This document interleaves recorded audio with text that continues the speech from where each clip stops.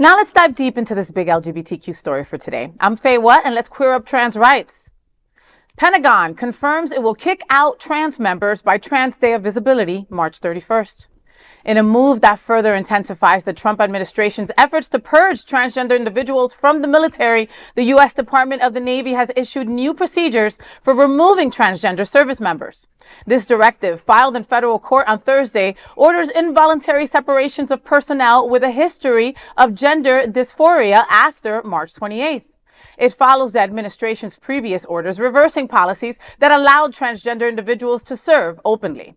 Critics, including Shannon Minter from the National Center for Lesbian Rights, argue the waiver process is designed to be nearly impossible, effectively forcing out transgender troops.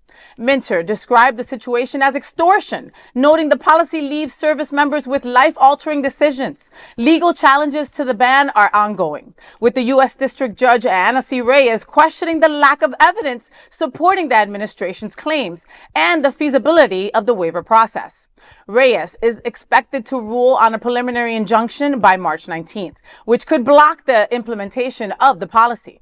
As the military moves to enforce these new restrictions, critics warn that the policy will harm military readiness by removing experienced personnel. LGBTQ activists note that the new orders will be carried out in virtual sync of the Trans Day of Visibility recognition of the importance of the trans community in America. You know, these people, they know so much about us and they know nothing about us all at the same time, right? Because they always try to do things around our celebrations. They always try to make it a point to sign certain bills or all kinds of stuff on the first day of Pride Month, right? They know exactly what TDOV is, right? And they want to make it a point to just eradicate us, to eliminate us. You know, I feel for the service folks who are there fighting for this country that doesn't love them.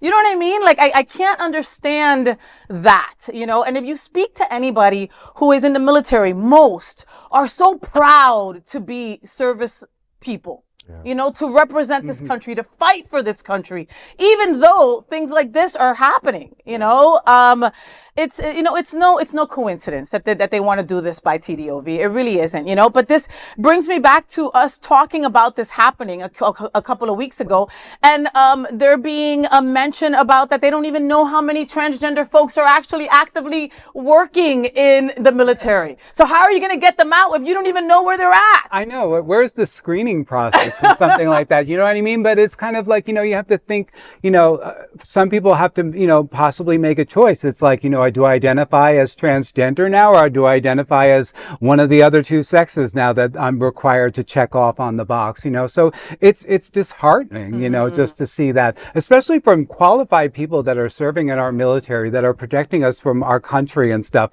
And you're worried about, you know, what's in their pants or not, you know, it's ridiculous. It's important, though, that the entire LGBTQ community talks about this and other issues, because it will have the tendency to say, oh, that's trans, I'm not trans, so it's not really affecting me.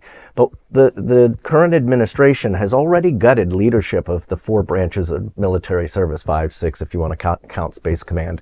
But now they're effectively removing more qualified soldiers as well. Yeah. Should this country come under attack, we are weakening ourselves by leaps by continuing to push this kind of nonsense. So it's important that Happening Out continues to talk about these shows and these things and keeping people's focus on important issues. Yeah.